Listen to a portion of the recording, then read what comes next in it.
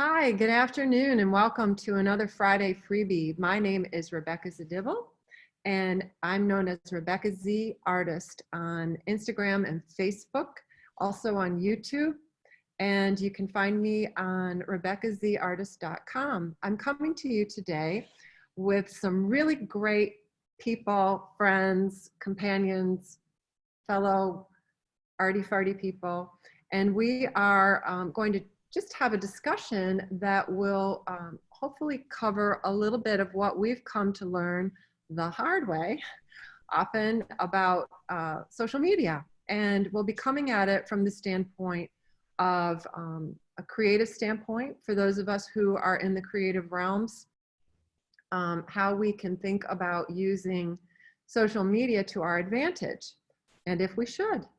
So I'm going to open up the floor to my two special guests here. First of all, a name that's maybe familiar to those of you who have come to other of my Friday freebies, William Miller. Billy, can you introduce yourself to everyone and tell us a little bit about yourself? Sure. I'm William Miller. I am a gallery owner and artist in downtown Myrtle Beach. And specifically regarding the topic of social media, prior to being an artist, I worked in corporate advertising and for Fortune 500 companies where I was in charge of online marketing. Great. And so you come at it from that standpoint. My other guest is Rebecca Farrell. Rebecca Farrell is Rebecca number 2, and she is very near and dear to me. Can you introduce yourself to everyone? I sure can. So many of you have probably seen me a couple of times. I work with Rebecca as her assistant and have a couple of other clients that I work with as well and help in the realm of social media, email marketing, managing websites, that sort of thing. And then I am a writer by hobby. And so I have an Instagram that I use for that. And then I also work for a company that is working to end poverty by selling handmade goods. And so I use Instagram for that as well. Great. So you come at this as basically a virtual assistant and also as someone who uses it for your own promotional purposes in your writing, from a writing standpoint. So I think that's kind of a nice little twist on this. We, in the creative realm, are not necessarily visual artists. There are a lot of us out there who are doing creative things and using social media to try to gain an audience for that which we do.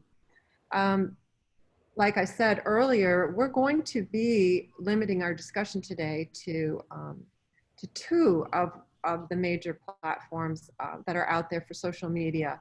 And the first would be Facebook. The second would be Instagram.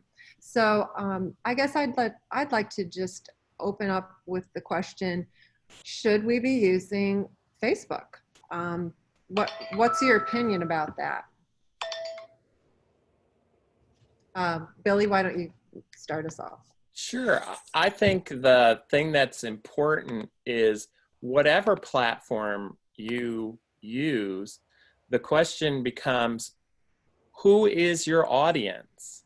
And I think, that I'm going to post a link in the chat section here, which has some really good information about each platform and what are the demographics. Facebook tends to skew now older people, mainly more women than men. So, if you were trying to market to young men, maybe Facebook wouldn't be the best platform to use. And so there are different demographics for Instagram and Facebook. Also, you want to look at what kind of product are you trying to market and sell, and do you have the right economic benefit? One thing that I like about Facebook is that if you want to pay for advertising, that they have a very good way of targeting who you want your message that you're paying for to get to.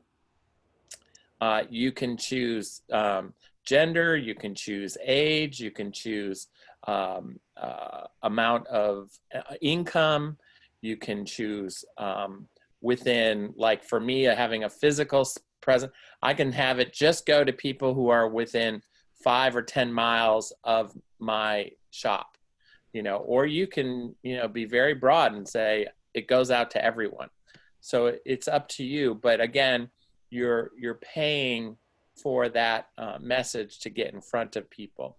And you can do it economically for like $5 a day. And when you compare $5 or $20 a day to reach a certain amount of people, that's very affordable compared to what you now have to pay for a half page or quarter page magazine ad. That's very true. In fact, I think Facebook is really almost scary good at their targeting. I mean, it just goes to show how much of our public information is available to third parties, and Facebook has definitely got a long reach in terms of information on all of us. I was stunned when as a Facebook business page, I was able to go in and I was literally able to say I wanted to mainly target women over 60 who liked to paint or who had art as a focus. And if you think about that, that's pretty amazing that they have the capacity to do that. And like you say, within a certain radius of distance from where it is that I am, if I felt like that was, if you're having a show, you don't necessarily want to target someone who's more than 60 or 100 miles away.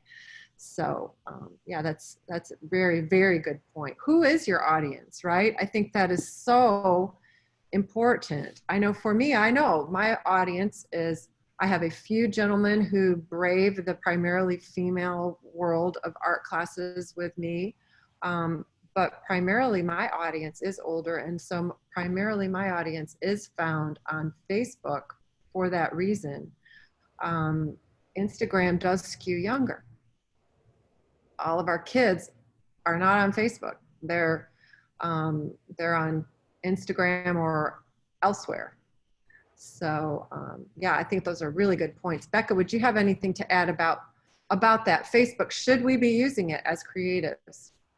Yeah, so one of the things that I really like about Facebook is that you can have groups. And so you have to remember that social media is about creating relationship with your audience. And I think what you guys both said about knowing who your audience is and where they are is so important. But then also thinking about it as a tool for how am I going to build relationship here? And so groups make it to where you can have a certain, you can have a cohort, or you can have a certain group that are interested in a certain particular thing. And you can speak to them on that matter. And so Facebook really helps in that realm. One of the things I would say too is that Facebook is always changing. Like their algorithms is always changing. Even with ads, they're allowing less or more. It changes all the time. And so it's important to be using Facebook and Instagram, social media in general, but to also be directing them towards a place where you are gaining their emails as well, because you never, if you are getting everything from Facebook or Instagram, they can shut it off at any time and then you lose your reach. And so I think that it's really important to use it as a tool, but then to also gather them to your own place that you own, whether that's emails or whatever. That's a good point, because the Facebook group is a Facebook group, even if it's got your name on it. And so ultimately that group is theirs and not yours. It is a convenient meeting place though, kind of like a neighborhood park or something, where you can gather. Let me just ask you this. I don't know if most of you are aware, but there is such a thing as a personal page versus the business page in Facebook. And there, for me, it's always a little tricky because my relationships are very personal. I am my brand. And so separating out my business persona from me gets a little tricky. And I know too that I get a lot more traction on my personal posts than I do on my just frank business posts. William, what's your experience with that? Yeah, that's my same thing, because I think part of my social media presence is what I post every day. And I mainly post that on my personal page. And I like that because for whatever reason, can correspond back and forth with people, and I can put that out. I think the one thing that's important is I think you do need both, because you need those people who you don't know and who aren't in your network to be able to find you. And it's almost like back when they said, well, you're not a successful business or artist if you don't have a web page. Well, the same is true as, you need a Facebook page. Now, having a business Facebook page allows you to put what you want out about your business and about what you're doing. And it's just a little harder to cultivate communicating with those people, because if somebody new joins your Facebook page, and maybe Rebecca, if you have a better understanding of if Facebook has changed this, but it used to be that somebody I don't know who's not in my network would make a comment on my business page, and unless they direct a message me, I'm not able to, unless I want to publicly put that information on the page. I can't necessarily answer them privately because they don't let you connect unless that person is your friend. So it got for me to be very frustrating and difficult, because some of the questions asked were things I didn't want to necessarily answer in a public forum or setting. Yeah, like how much does that cost? And right. yes, and things like that. Yeah. I think that's so true, Becca. I think it's still the case that unless someone is a friend, you can't tag them in a comment. Is that right? Right. So it's really based on that person's particular privacy thing. So I have on my personal account that I'm public, and so anybody could reach out to me via private message, tag me, whatever, because I have it set as public. But if someone has their private profile set up as they have a private option, and then they have only friends option. And so depending on however you have that set up will be how you can communicate with them. I think that it is important consistency is key with social media. So if you're gonna have a business page, use the business page. And if you're gonna have a personal page, then use that. But Facebook and their algorithm watches your consistency. And so they need to see that people are interacting with you. And again, social media is all about building that relationship. And so when somebody finds your business, they're looking to see what kind of community have you built where you're at. And so I always suggest if someone is going to use their personal account to make sure that they're sharing that onto their business page so that people can see what's happening on the business page. Personally, I prefer that business pages be used because Facebook sees that as a business. So the insights and that sort of thing you're going to be able to read, you're going to be able to see where are people seeing me at? Is it people in Myrtle Beach? Is it people in California? No, who's watching me? What is the age demographic? How often are people commenting or liking or clicking on a link? You can see all of that on a business page, whereas on a personal page, you can't. And so it's really helpful to know the insights so that you can see what is resonating with your audience and what isn't. Yeah, I'm still not sure that I'm doing that correctly. Although I do share everything that I put on my personal page that has pertinence to my studio, and I always tag my studio, but it's tricky. And I think that's why this discussion is so interesting. So you're saying then that, if I'm understanding you, that you think that as an artist, if we have a business page, that's where we should be seeing people and meeting people, no matter whether or not we get a lot of traction there at first or not. I am, and only because, like, so as a writer, I have a Facebook page, and what I can do there is I can have a group, and I can build relationship there where it is one-on-one, kind of like a personal Facebook page. But Facebook is also seeing the interaction that's happening there, and so they're going to put me in people's feeds. They're going to make my ads more prominent because they see it as a place where people are interacting. And then, like I said, you can always check back. It's a tab at the top where you can click insights, and you can see even the people who have came and looked at your page but haven't commented or haven't liked anything. You can see who's been there. Rather than on a personal page, it's really just whoever comments or whoever likes your page. I do think that the insights, and Alexander mentions this, that insights then help you with creating ads.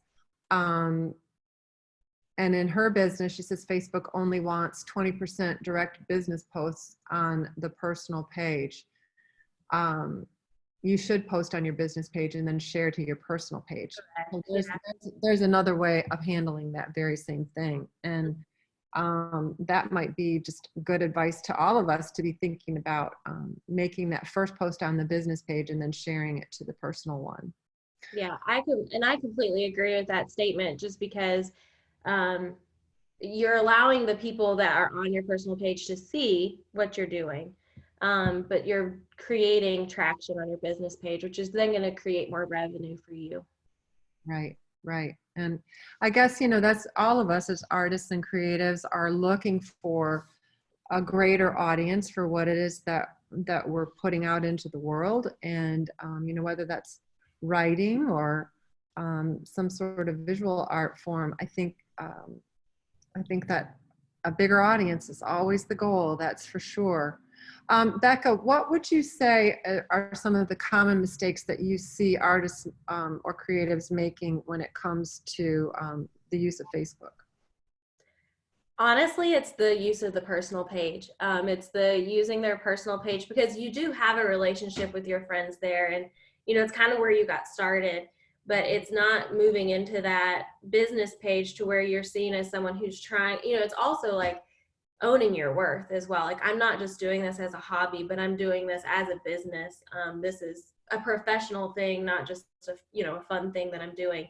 And I see a lot of times where people are afraid to put their face out there, like, here's my work, but I don't want to put my face out there. And I think that it is shown that I think the percentage is 75%. I can always look up for that exact percentage, but I believe it's 75% people respond more to a face than they do to information or towards a graphic. So if they're building a relationship with you with your face, and they see, here's a picture of you painting, or here's a picture of me with my students, or that sort of thing, they're more likely to comment and to come back than if it's only your painting and if it's only, text.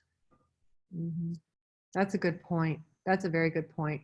It's interesting, because I think we sometimes are self-conscious as artists to put ourselves out there and say, yes, I am an artist, first of all. And then secondly, this is me. And we can't help but be part of our own brand as an artist. I think people who end up purchasing original art are often connecting with us as much as they are with our art. And don't you think that's the case, Billy? Oh yeah, definitely. Yeah. Yeah, I think, one of the things that's really important with your posts is also to make sure that you're being your best authentic self when you're putting that out, because I do believe that people do connect with the artist. They want to have that artwork mean more than just a pretty picture. They want maybe a background story. They want to know maybe what was the struggle that went into that piece. They want to know, I have an artist friend who has passed away, who always used to say that art marks time. And the older I get, the more and more I see that happening time and time again, that a piece of artwork not only triggers for the artist where they were, what they did, but also can do the same for the person that relates to it, can remind them of a important life event or something that they want to cherish and hold dear. Oh, I think it's so true. I think that I liken my collectors to foster parents, uh, in that I feel as if I birthed these creations and send them out into the world, and I send them to loving homes, and then those relationships invariably seem to continue, or often, I shouldn't say invariably, but very often people like to stay in touch, and they enjoy the fact that they have a connection that's very personal. So yeah, I think, Becca, your point about getting over our hesitation to put our face in there with our work is probably a really good suggestion, to just help people connect with you as much as they connect with the things that you're creating. Absolutely. And people respond to story. It's shown time and time again that if you tell a story, rather than just be like, here it is, you know, but tell a story. That's why stories get the most traction to any social media, whether you're on Instagram or whether you're on Facebook. And that's the place that on stories, it's not supposed to be curated. It's supposed to be organic, and it's supposed to be raw. So that's the place where you're going to pipe in and you're going to say, you know, I've had this inspiration. I had this thought. And you just talk to them one-on-one. And they kind of get to see the progression of what it is that you're doing, what it is that you're creating. Because they're looking for story, and they're looking for a place where they can trust you and believe in what you're doing. And so I think that it's important to put your face out there, and then two, to just walk them through the process. I'm glad you brought up stories, because I think that's an aspect of Facebook that is not really well understood by a lot of people. Could you speak to that in particular, and maybe enlighten us on your understanding of how best to use stories on Facebook? Yeah, so honestly, it's the same with Facebook or with Instagram as far as stories go. And it's shown to have, it's going to create you being seen more. If people respond to your story, Facebook then sees you as being valuable. They're also going to want to see how you are responding to the messages that come back to you. So you want to create conversation. And just like, you know, a story, an actual story is, you have a beginning, a middle, and an end. And so you need to be thinking in that concept. And it's really just walking people through a process, building a relationship, talking to them one-on-one. And it's not curated. You know, occasionally you might put up a quick story of like, I have this event and here's just a graphic. But most of the time it's going to be, you know, you can use GIFs and you can use writing on there, but most of the time it's going to be you in your face talking to them, just like you would if they walked into your studio, or if they were sitting over a coffee table with you. I think that's probably the best description of stories, is it's how would you talk to a friend over the coffee table. So would you suggest then, based on what you're saying, that we use audio on the stories? Absolutely, yeah.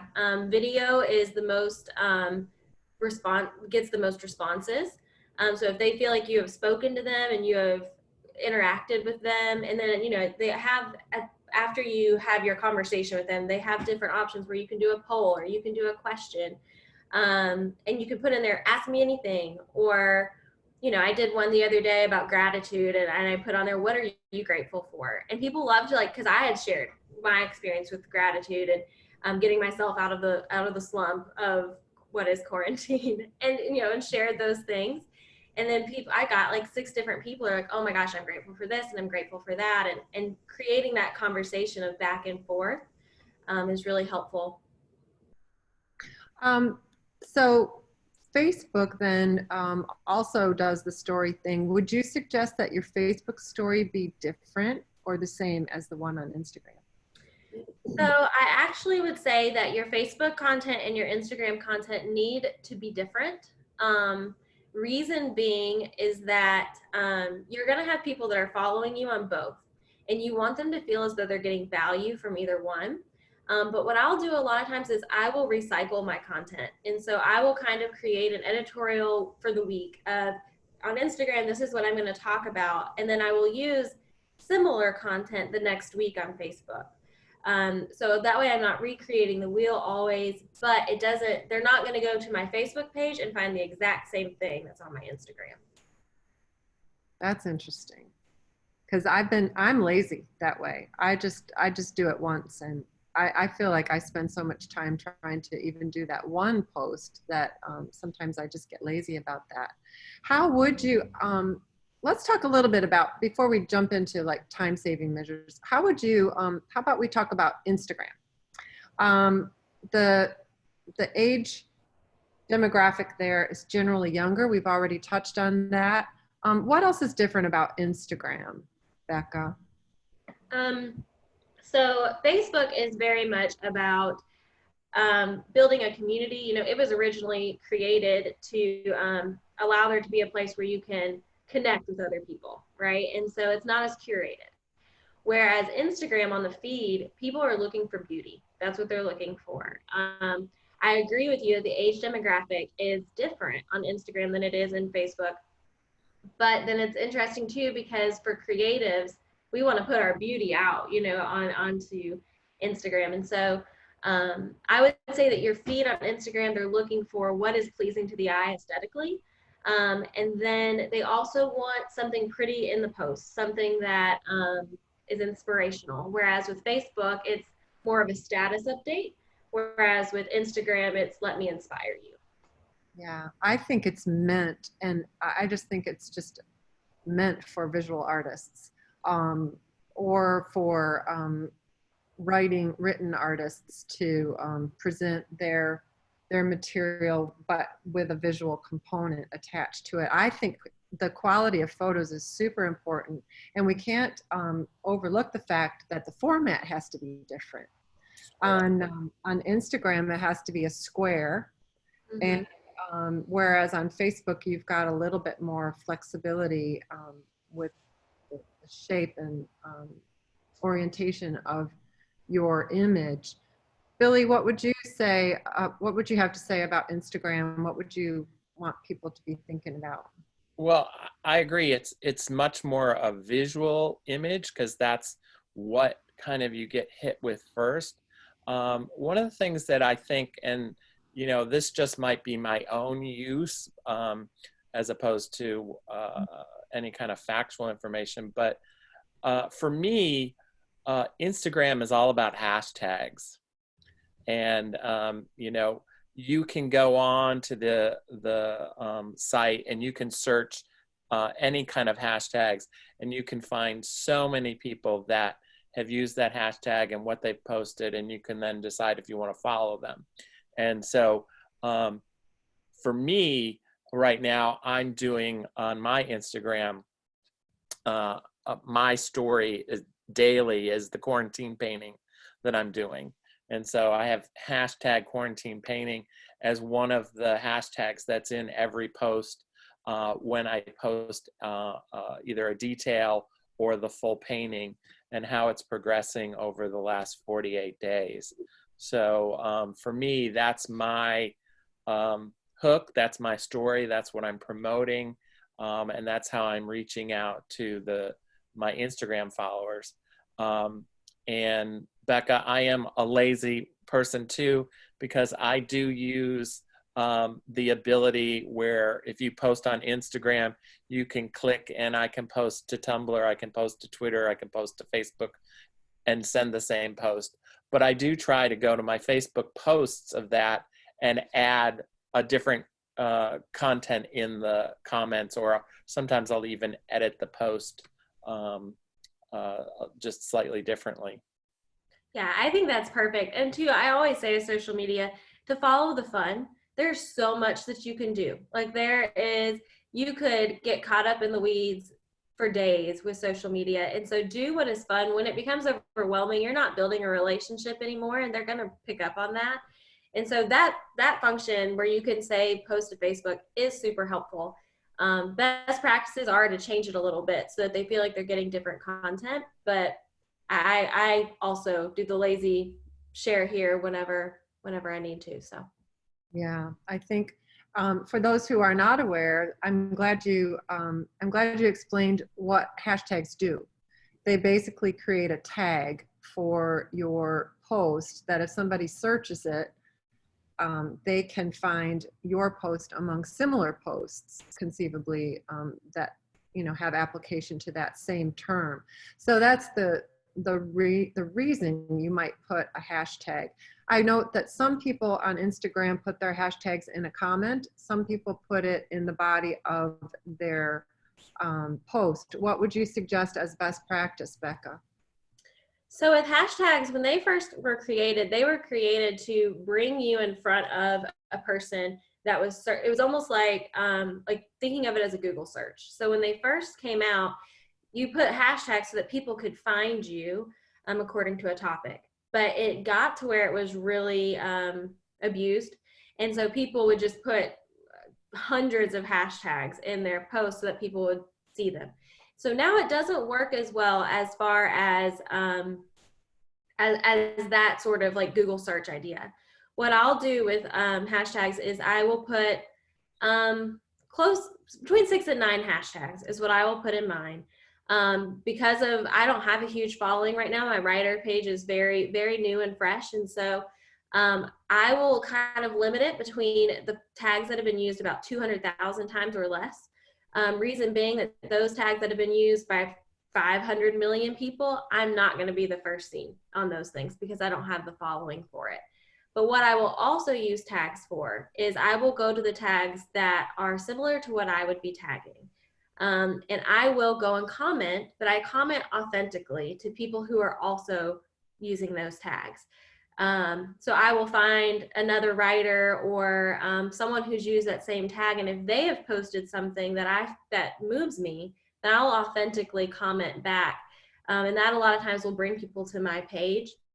But again, authenticity is key. So being your authentic self, not just going and commenting on everybody's thing that has that same tag. Yeah, that's a good point. And would you put those hashtags in the body of the post, or would you put it in the comments?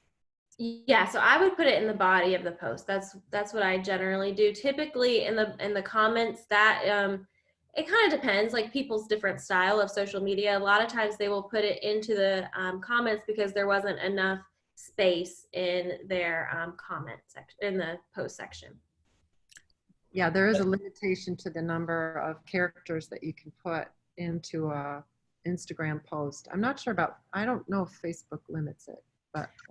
I believe they do, but it's a larger number. With Instagram, it's 2,200 characters, which is about 430 words. Mm-hmm. Yeah, another good way to use hashtags as an artist is to think about the demographics of your audience. And so, if you have a particular artwork and, it costs a nice amount of money, maybe adding, in addition to hashtag art or hashtag watercolor paintings or hashtag, whatever medium you use, you might want to think about the audience and demographic that you're looking for and what they may be searching. It might be hashtag find wine. And it might be hashtag, fine art, hashtag, something that relates to that audience that they'd be searching on, so that you could maybe attract somebody through your image that is the right demographic and has the right bank account to afford your artwork. That seems a little sneaky, but kind of smart. Oh, I love it. I love it. So we've covered a little bit about Instagram, and we've covered a little bit about Facebook. Let's talk about advertising. Becca, can I chime in really quick about stories and Instagram really quick, just before we move on? Sure, that's fine. One of the important things in your Instagram stories are to use location as much as you can. And reason being for that is that people can then, in your area, you'll be seen as important to people in your area. And so what I will do a lot of times is I will post a picture of me walking on the beach or the beach, and I will put at location being Pawleys Island. And that is just a really simple way of getting your stories shown. And I thought about that as you started. I was like, that's a big part of getting before your audience. So Yeah, Um, it's important. Becca, is that the same as where you add location? Because a lot of times I post my Instagram posts from the studio, but I don't do a lot of posts of me saying, you know, at Myrtle Beach or in different places. Are they the same or are they different? yeah, so on your feed, if you're posting a picture on your feed and you do it at a location, you do it at your studio, same thing. It's just a more localized area. So you will be seen by less people, but I still suggest doing it because it's bringing attention to your business. So people will begin to follow you more. On your stories, rather, that is it's more important to do the city in which you're in. So you can hit location in your stories and put the city that you're at, because that is where you're going to be beginning to build your relationship. And so it'll start to show to people in Myrtle Beach, that will then go to your feed and see, oh, he has an actual studio. That's where the location is. Does that make sense? Yep. Yeah. I'm glad you clarified that because I think I had missed that would be different than simply, tagging your own studio. So that's a good point. It's a very good point. What else do we need to be talking about, I guess, before we go to advertising? Is there anything other topics in the way of general use practices in Instagram that you would suggest that or want to talk about, either one of you? Well, I think one of the things that's important for whatever social media that you do is that you track it. You do look at the insights. You do look at how many people look at a post. You occasionally go back and say, what are my most popular posts? So that you can develop a game plan that says, where do you want to put your investment in advertising? Where do you want to create your posts? Are you reaching the right audience, or are you reaching a new audience that you want to then begin to exploit? And I think by doing that, you can then create a good plan with the right amount of time, because I think, as we'll all confess, it takes a lot of time to do this, and sometimes you get worn out, and I couldn't post another thing, but I think if you have a plan and you look at those numbers, you can tell if you're moving in a positive direction. Are you getting more followers? Are you getting more people towards moving them from maybe Instagram to your Facebook site? Or are you moving them from your Facebook page, your business page, to actually coming in the door? Or are you capturing their email? That can be a goal. Like, I want to, of all the people that visit my Facebook page, I want to capture their email so that I can use that for my newsletters. Okay, so how would you suggest that if we wanted to capture emails, Becca, how would you suggest that we think about creating a strategy to do that? So I think that it depends on what you're using for your email marketing. I suggest MailChimp. MailChimp is my favorite my favorite means of doing that. And so I'll just talk in regards to that. So MailChimp has the ability to where you can create a sign-up form. So having that on your Facebook is extremely important. And then also you'll want to look at social media, like I said, as a way that you're building relationship, but then also how are you serving them? I think whenever you're trying to sell a product, it can become really easy to be very promotional and to forget, like, I need to be serving them somehow. And so creating, you can get onto Canva. They have a free membership with them, and you can create a PDF. So maybe that PDF is walking them through the steps of some type of artwork that you want to walk them through, or maybe it's a worksheet to figure out what inspires you most. but creating something that they get for free. And then the way that they are then paying you for that is that they'll click on the PDF, but the way that they get it is by giving you their email address. So serving them, and the currency is their email address. Oh, I think that's important. I think we can smell a sales pitch a mile away anymore, and because they're coming at us all the time. I know on my Facebook page, what I have is my business page. I have my 10 secrets to a successful painting. And, I put a lot of time into that document. And I do believe there's a lot of value inherent to that. So I don't feel bad about asking people to think about sharing their email with me in exchange. Billy, do you have anything like that on your site?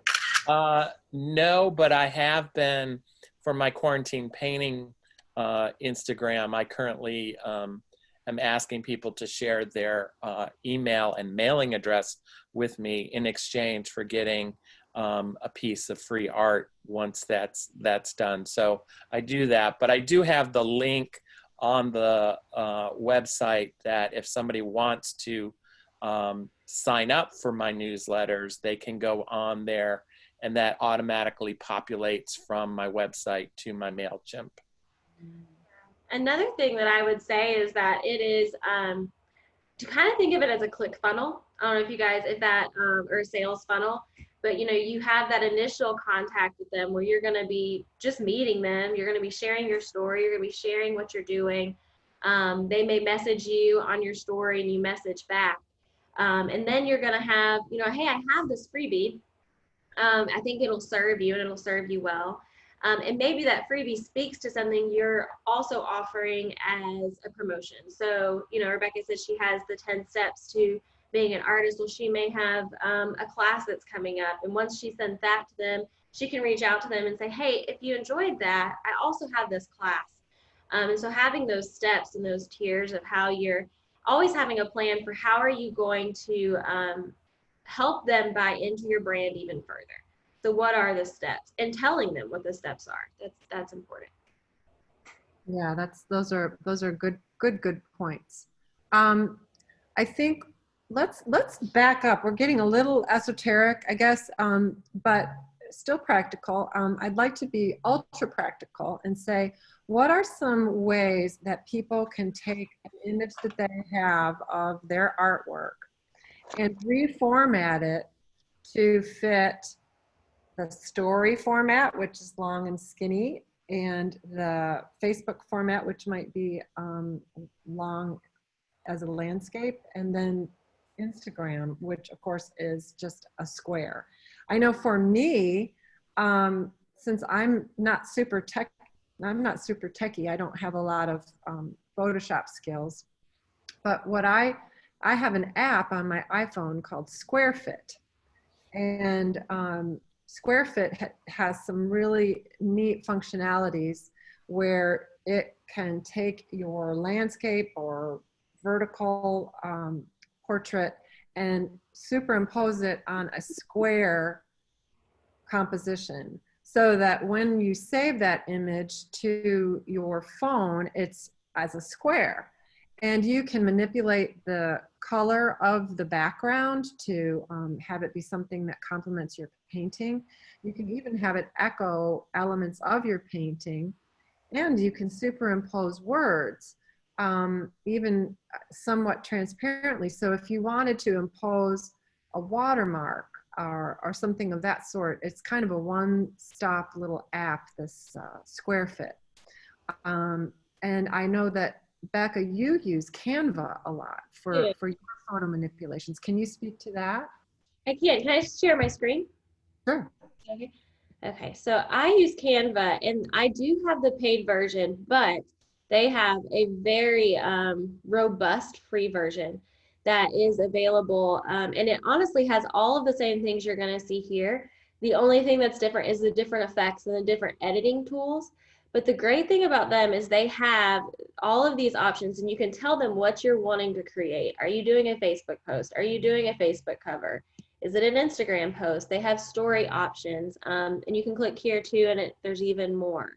And so there's so many options, and it will put it in that exact same dimension that you need it to be in.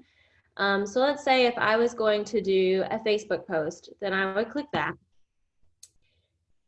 And it's going to bring you here.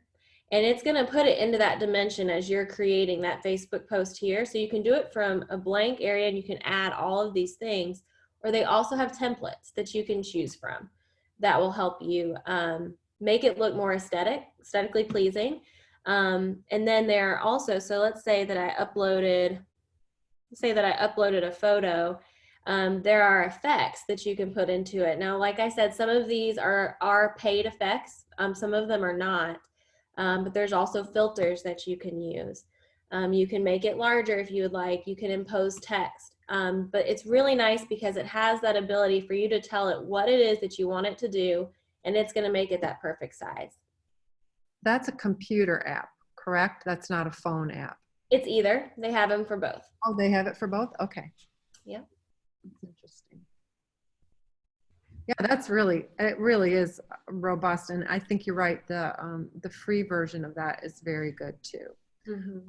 I think one of the things that I liked about seeing that was that they already have the dimensions. I use Photoshop and I'm constantly having to go on to the applications or to Google and say, what is the size for the banner? What is the size for the feed? What is the size for an event page? Because in Facebook, they always change. And, you know, and so trying to get the right pixel sizes. So in Photoshop, I can resize my photos. Yeah, and I use Lightroom sometimes for my editing. Like if I want to do a particular preset, like a filter, I have a few of those that I've purchased. But I always send it back over to Canva because, like you said, it's got those dimensions and all those nice editing tools. Yeah, well, that's definitely one for everybody to check out, and I appreciate you sharing that. That was a really good demonstration. And she's not being paid by them; it's just an enthusiasm. Next time. Yeah, I should contact them on that. Share this recording with them one day. If any of you have questions out there, please feel free to pipe up, and it doesn't matter how basic. You know, we want to be of service here. That's the purpose of these Friday freebies, is to just hopefully reach out during this time when we're all a little bit isolated and unto ourselves, and maybe share some of the things that we've learned the hard way so often. And I know Becca's spent a lot of time in seminars and webinars learning all of these things, and it's helpful to be able to ask questions of somebody who might actually be able to lend a hand. Anything that you feel like we need to talk about in terms of advertising on any of these platforms? I know that I rarely pay money for advertising because I don't feel like I have the overhead for that. When I have advertised on Facebook, though, as we mentioned earlier, it is pretty cool how they can target the audience to which you reach out. Do either of you have experience with good experiences with advertisement that you might share? Well, Go ahead. okay. I have used it for getting people to come to my gallery for shows. And generally, I start a week before the show because I find that probably leading up to a Friday or Saturday reception, that's when most people start seeing those things a day or 2 days before that they actually settle on those plans, even if they've already said they're interested or they're going on the Facebook event page. So I have put that out, and I try to put it to a wider local audience in the demographic of the people that come, so that I can do that. And a lot of times I spend my time, especially when a new person that I don't recognize their face walks into the gallery and say, well, how did you hear about me? You know, so I can tell if they actually saw a Facebook ad you know, or did they see my invite directly? Or one of the things that I think is really important for us as artists, if you want to support other artists, share their posts. Share their posts, comment on their posts, especially now. I know Facebook's algorithms, they don't really care anymore that people are liking your posts. They want engagement. They want that back and forth. So please make a comment on our posts. Yes, we're begging you. Yeah, no, I think that's very true, and it's a way that we can be of help to one another too. Just I like to think that the pie is expansive, and just because somebody's share of the pie gets larger doesn't mean that mine is going to be affected negatively in any way. It just means that, you know, a rising tide floats all boats, hopefully. And so yes, that's a really nice thing that we can do for one another as creatives in this community. You know, we need to be looking out for one another.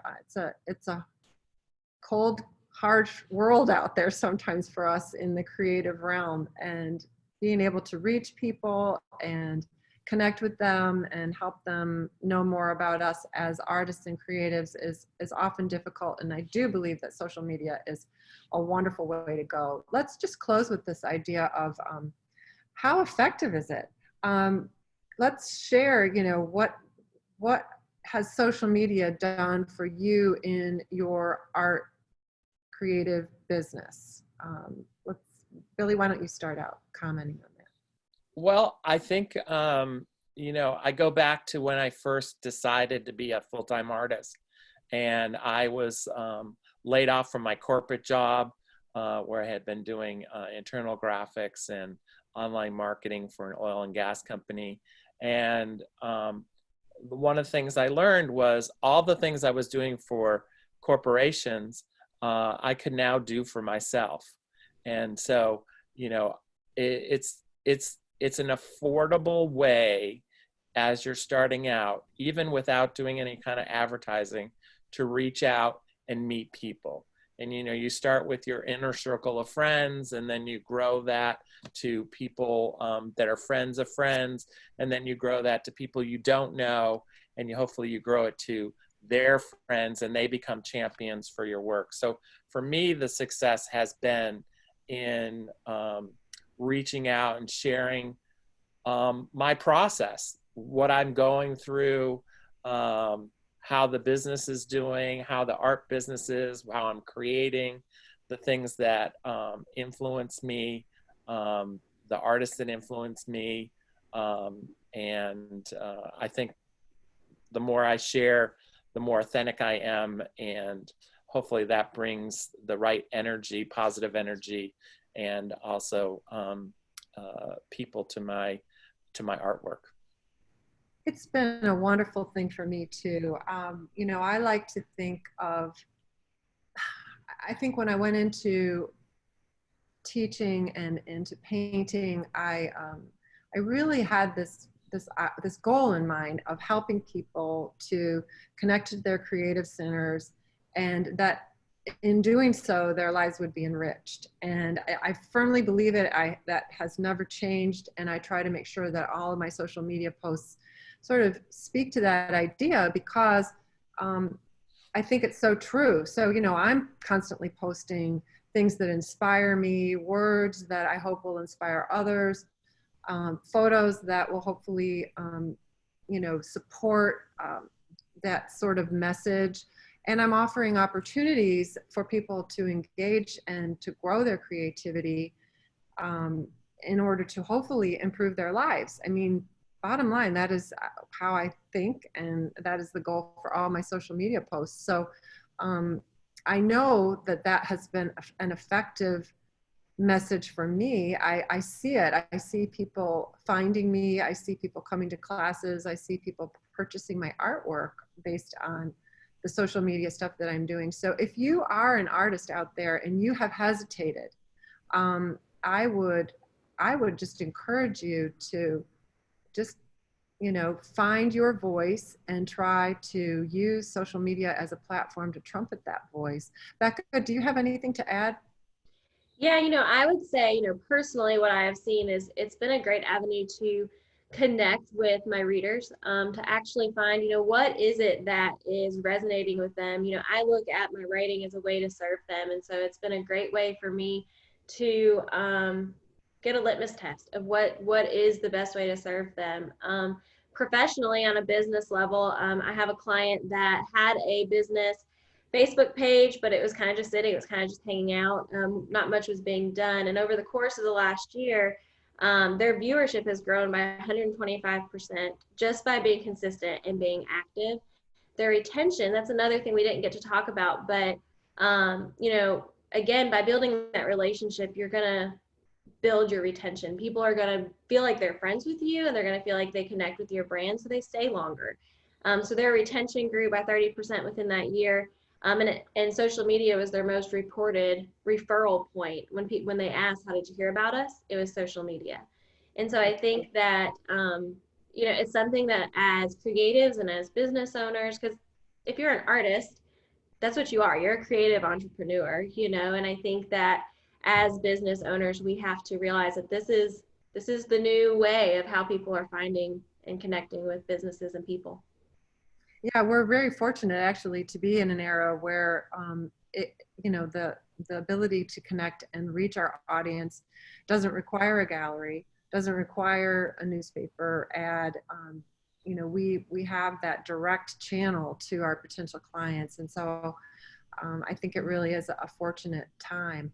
I'm going to be teaching a class this week on Zoom.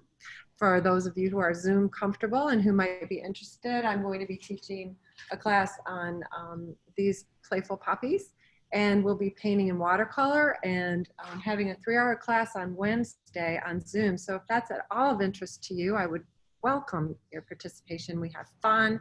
We get to chit chat back and forth amongst ourselves, and I do a demonstration of the painting from start to finish. So that would, thank you. I'm glad you think they're pretty. I love poppies, and they're really fun to paint. So I would love to welcome you to class on Wednesday. And if you'd like more information about that, please feel free to contact me. I'm going to say thank you to my guest, William H. Miller. Where can we find you on social media? Well, you can go to my website, williamhmiller.com. If anybody wants to sign up for my newsletters, go on there and go to the Contact Us section. And you can find me at Instagram and Facebook with the @ Whim Designs, WHIM Designs. Okay, great. And Becca, where can we find you? Yeah, so it's on my little banner. My Instagram is RebeccaL.Farrell. And then I'm also on Facebook. It's the same, RebeccaL.Farrell. If you're interested in the business that I work for Stopping Poverty, it's there at the bottom as well. And if you have any kind of social media help or email marketing that you're looking for assistance in, my email is there as well. It's RebeccaL.Farrell at RebeccaLFarrell.com. Yes. Rebecca at RebeccaLFarrell.com. Does a wonderful job. I can vouch for her. And of course, you can find me at Rebecca Z Artist, both on Facebook and Instagram, and on the web at RebeccaZArtist.com. You'll see this replay will be available on YouTube. And if you'd like to share it with friends or watch it again yourselves, you certainly may. You can see some of the other Friday freebies that we've collected on my YouTube channel at Rebecca Z Artist on YouTube. So I hope that you'll check those out, and I hope that you'll stay tuned and perhaps subscribe so that when and where we do another one of these, you'll be able to know about it. Follow me on Facebook and on Instagram, and you'll also have an opportunity to join us for another one of these. Till then, stay healthy, take care, and I hope to see you again soon. Hi. Bye. Bye.